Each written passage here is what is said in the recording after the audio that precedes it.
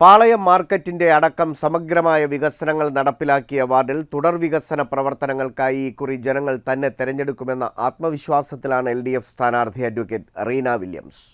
വാർഡിലെ വികസനങ്ങൾ എടുത്തുപറഞ്ഞാണ് ഓരോ വോട്ടർമാരെയും നേരിൽ കണ്ട് വോട്ടഭ്യർത്ഥിക്കുന്നത്.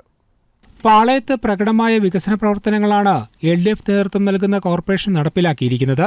പാളയം മാർക്കറ്റിനെ അന്താരാഷ്ട്ര നിലവാരത്തിൽ ഉയർത്തുന്ന അടക്കം നടത്തിയ വികസന പ്രവർത്തനങ്ങൾ ഉയർത്തിക്കാട്ടിയാണ് പാളയം വാർഡിൽ ഇടതുപക്ഷ സ്ഥാനാർത്ഥി അഡ്വക്കേറ്റ് റീന വില്യംസ് വോട്ട് തേടുന്നത്.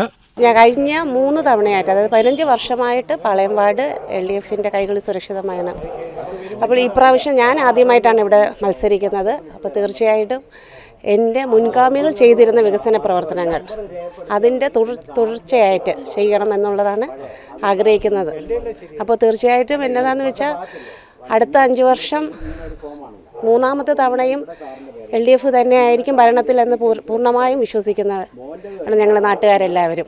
അപ്പം അതിന് നമ്മുടെ കോർപ്പറേഷനിൽ നല്ല ഒരു ഈ പ്രാവശ്യം ഉണ്ടായിരുന്നതുപോലെ തന്നെ നല്ലൊരു സ്ട്രോങ് ബേസ് വേണം. അതിനുള്ള ശ്രമമാണ് നമ്മൾ നടത്തുന്നത്. അതിൽ തീർച്ചയായിട്ടും പാളയം വാർഡ് നല്ല ഭൂരിപക്ഷത്തോടുകൂടി വിജയിക്കുമെന്നാണ്, അങ്ങനെയുള്ള പ്രതികരണമാണ് ഇതുവരെ കിട്ടിയിട്ടുള്ളത്. അങ്ങനെ തന്നെ ആയിരിക്കുമെന്ന് പ്രതീക്ഷിക്കുന്നു. പ്രാദേശിക റോഡുകളുടെ വികസനം, കുടിവെള്ള പദ്ധതി, മാലിന്യ നിർമ്മാർജ്ജനം തുടങ്ങി വാർഡിൽ നടപ്പിലാക്കിയിരിക്കുന്ന വികസന പ്രവർത്തനങ്ങളുടെ തുടർച്ചയ്ക്ക് ഇക്കുറിയും ജനങ്ങൾ ഒപ്പം നിൽക്കുമെന്ന വിശ്വാസത്തിലാണ് LDF. വാർഡിൽ ഉടനീളം പ്രചാരണത്തിൽ വലിയ സ്വീകാര്യതയാണ് സ്ഥാനാർത്ഥിക്ക് ലഭിക്കുന്നത്. ACV news, Thiruvananthapuram.